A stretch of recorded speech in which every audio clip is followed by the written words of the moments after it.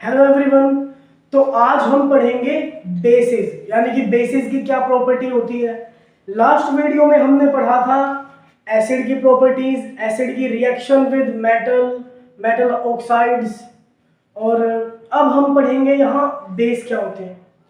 सबसे पहले जो बेस की डेफिनेशन है अरेनियस के अकॉर्डिंग, वो ये है कि वाटर सॉल्यूशन में जो भी हमारा कंपाउंड है, अगर वो OH माइनस आयन रिलीज करे, वाटर के अंदर हाइड्रोनियम आयन दे दे, तो वो कंपाउंड जो है हमारा बेस होगा। जैसे NaOH, ठीक है, सोडियम हाइड्रोक्साइड। अब यहाँ पे कुछ बेसिस के नाम हैं जिनका कमर्शियल नेम, केमिकल फॉर्मूला और यूजेस है जिनके बारे में हम जानेंगे। सबसे पहला है हमारा सोडियम हाइड्रोक्साइड, जिसको हम कॉस्टिक सोडा भी कहते हैं। तो जो सोडियम हाइड्रोक्साइड है NaOH, ये बहुत ही स्ट्रॉन्ग बेस है। स्ट्रॉन्ग बेस क्यों है? क्योंकि ये वाटर सॉल्यूशन में अपने आप को कंप्लीटली डिसएसोसिएट कर लेता है। ठीक है, स्ट्रॉन्ग एसिड में क्या था, जो कंपाउंड वाटर सॉल्यूशन में जाके H+ आयन रिलीज करे वो एसिड है, और जो कंप्लीटली डिसएसोसिएट हो जाए वो स्ट्रॉन्ग एसिड है। ऐसे ही ये स्ट्रॉन्ग बेस है। अब इसका यूज कहां कहां होता है? Manufacture of soap, manufacture of soap, artificial fibres जैसे कि रियोन हो गया, या पेपर इंडस्ट्री में भी हम कॉस्टिक सोडा का यूज करते हैं। नेक्स्ट है हमारा पोटेशियम हाइड्रोक्साइड। पोटेशियम हाइड्रोक्साइड को कहते हैं कॉस्टिक पोटास, जिसका केमिकल फॉर्मूला है KOH। ठीक है, KOH का जो यूज है वो होता है सॉफ्ट सोप बनाने में, in manufacturing of soft soap. जैसा कि हम जानते हैं कि कई टाइप्स के सोप होते हैं, डेटॉल हो गया, लक्स हो गया, डव हो गया। इन सब में क्या डिफरेंस होता है? कुछ सोप जो होते हैं वो नॉर्मल सोप होते हैं, कुछ सॉफ्ट सोप होते हैं। सॉफ्ट सोप जैसे कि जो फेस पे लगाए जाते हैं, रफ सोप जो बॉडी पार्ट्स पे लगाए जाते हैं, कुछ टॉयलेट सोप्स भी होते हैं। तो जो सॉफ्ट सोप होता है उसको बनाने में इस्तेमाल होता है पोटेशियम हाइड्रोक्साइड का। यहाँ पे एक चीज नोटिस करना, सोप बनाने में NaOH का भी यूज होता है, क्योंकि बेस तो ये भी है। जो हमारा सोप होता है वो एक तरह से हमारा बेस ही है। ठीक है, और CO2 को एब्सॉर्ब करने में भी KOH का यूज किया जाता है। नेक्स्ट है हमारा कैल्शियम हाइड्रोक्साइड। कैल्शियम हाइड्रोक्साइड जो है उसका कमर्शियल नेम है सेलेक्ट लाइन, और केमिकल फॉर्मूला है CaOH होल ट्वाइस। ये कहां यूज होता है? मैन्युफैक्चरिंग ऑफ ब्लीचिंग पाउडर, या फिर इन व्हाइट वॉशिंग। जो व्हाइट वॉशिंग होती है या फिर जो ब्लीच पाउडर बनाया जाता है उसमें इस्तेमाल किया जाता है कैल्शियम हाइड्रोक्साइड का, सिलेक्ट लाइन का।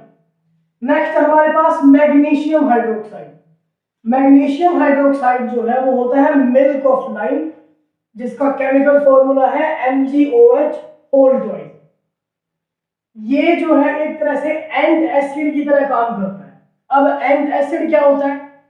कई बार जब एसिडिटी हो जाती है, स्टमक में गैस बन जाती होगी वही पेट में, जिसे भी, उसको न्यूट्रलाइज करने के लिए ये एक मेडिसिन के तौर पे इस्तेमाल किया जाता है, एंट एसिड।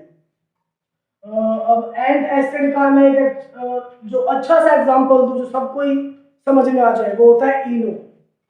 जब भी एसिडिटी होती है ज्यादातर लोग इसी का इस्तेमाल करते हैं। ये एक बहुत ही अच्छा एंट एसिड है, यानी कि न्यूट्रलाइज कर देता है स्टमक की गैस को। नेक्स्ट है हमारा अमोनियम हाइड्रोक्साइड। ये भी same milk of lime and chemical formula NH4OH। इसका यूज कहां होता है? For removing grease from cloth, यानी कि कपड़ों में जो गंदगी लगी होती है, जो चिपचिपापन रहता है कपड़ों में, वो ड्राई क्लीन्स के थ्रू रिमूव किया जाता है। या फिर जो विंडोज प्लेट्स होती हैं उसकी क्लीनिंग में भी अमोनियम हाइड्रोक्साइड का हम यूज करते हैं। अब जैसे कि मैंने आपको स्टार्टिंग में ही बताया था, बेस जो है OH माइनस आयन रिलीज करते हैं। अब बेस की भी दो कैटेगरीज है, स्ट्रॉन्ग बेस और वीक बेस। स्ट्रॉन्ग बेस क्या है? जो वाटर के साथ OH माइनस आयन रिलीज करे। NaOH हमने लिया, स्ट्रॉन्ग बेस है, वाटर के साथ ट्रीट किया, Na प्लस आयन बना एक्वस सॉल्यूशन में। एक्वस इसलिए है क्योंकि ये पानी के अंदर है। अगर Na सोडियम मेटल होता, सॉलिड फॉर्म में होता, बट अभी ये पानी के अंदर है और ये सोडियम आयन है, मेटल नहीं है। Na प्लस सोडियम आयन है, वाटर सॉल्यूशन के अंदर है, इसलिए एक्वस फॉर्म में है। OH माइनस ये भी एक्वस फॉर्म में है। अब weak base NH4OH plus water, जब हमने इसको ट्रीट किया तो NH4 प्लस एक्वस सॉल्यूशन में और OH माइनस मिला हमें, वो भी एक्वस सॉल्यूशन में ही है। वीक बेस का एक और एग्जांपल है कैल्शियम ऑक्साइड CaO, जो कि वाटर के साथ जैसे ही हम उसको ट्रीट करते हैं वो कैल्शियम हाइड्रोक्साइड की फॉर्मेशन कर देता है। अब जो हमारा नेक्स्ट पॉइंट है उसमें अब हम जानेंगे कि बेस और एल्कली में क्या डिफरेंस होता है। एल्कली भी हमारा बेस ही होता है, ठीक है। अब जैसे बेस क्या है, a base is the substance which when dissolve in water. Base एक वो सब्सटेंस है जो कि जब वाटर में डिसॉल्व होता है तो gives hydroxide OH minus ion in the solution. अब एल्कली क्या है, एल्कली है the base which are soluble in water. ये एक वर्ड याद रख लेना, soluble in water. Base soluble in water जो है वो एल्कली होगा। अब एक लाइन जो है यहाँ पे वो बहुत इंपॉर्टेंट है, जितने भी एल्कली होते हैं all alkalis are base but all base are not alkalis. क्यों? क्योंकि एल्कलीज जो है वो क्या है, the base which are water soluble, और बेस तो बेस है ही जो वाटर में OH माइनस रिलीज करेगा। इसीलिए जितने भी एल्कलीज होते हैं ना वो सब बेस होंगे ही होंगे। जैसे कि एग्जांपल है MgO magnesium oxide, KOH potassium hydroxide और NaOH सोडियम हाइड्रोक्साइड, ठीक है। अब जैसे कि बेस का एक एग्जांपल है जो कि एल्कली नहीं होता, वो है हमारा CuO यानी कि कॉपर ऑक्साइड। CuO जो होता है हमारा, वो कॉपर ऑक्साइड जो है वो एक बेस का एग्जांपल है जो कि वाटर सॉल्यूबल नहीं है। एंड यहाँ पे कॉपर जो है इसकी ऑक्सीडेशन स्टेट होगी 2। बाकी सभी जो एल्कलीज के मैंने एग्जांपल यहाँ मेंशन किए हैं ये वाटर सॉल्यूबल है, ये एक्सेप्ट जो है ये CuO ये वाटर सॉल्यूबल नहीं होता, इसलिए ये एल्कली नहीं है। अब जब भी हम बेस को वाटर के साथ मिक्स करेंगे तो क्या होगा, एक्सोथर्मिक रिएक्शन होगी। बेस को जब वाटर के साथ मिक्स करोगे तो एक्सोथर्मिक रिएक्शन होगी। जैसे कि KOH जो है उसको तो वाटर में डाल दो तो एक्सोथर्मिक रिएक्शन होगी, NaOH को वाटर में डाल दो तो भी एक्सोथर्मिक रिएक्शन ही होगी। अब नेक्स्ट जो पॉइंट मैं बताने वाला हूं वो होगा हमारा बेसिक स्ट्रेंथ के ऊपर। अगर हम बेस को वाटर के साथ डाइल्यूट करेंगे तो उसकी बेसिसिटी कम हो जाएगी, उसकी जो बेसिसिटी है उसकी स्ट्रेंथ कम हो जाएगी। ये होता है डाइल्यूशन का इफेक्ट।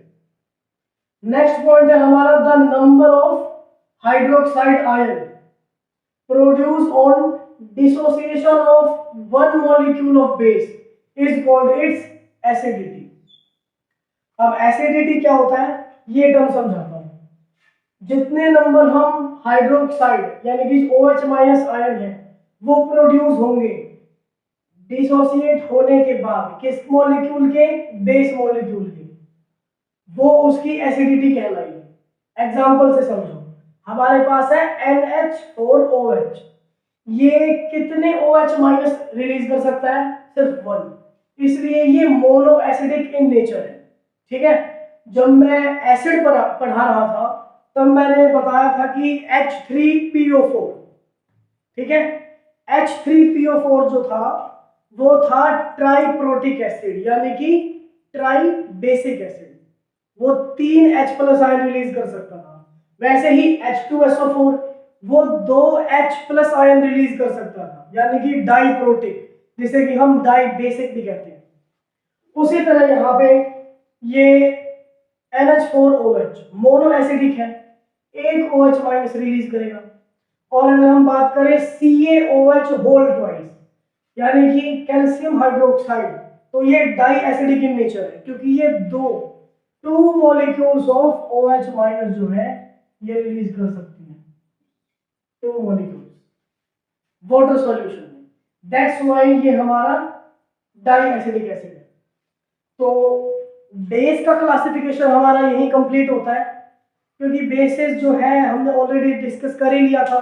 लिटमस टेस्ट में बेस जो है वो red litmus to blue shift हो जाता है। अगर हम फिनोल्फथालीन इंडिकेटर का यूज करें बेस को पहचानने के लिए, तो फिनोल्फथालीन जो है वो पिंक कलर में अपने आप को चेंज कर लेता है जब वो बेसिक मीडियम में जाता है। तो नेक्स्ट वीडियो में हम पढ़ेंगे classification and properties of salt. Thank you.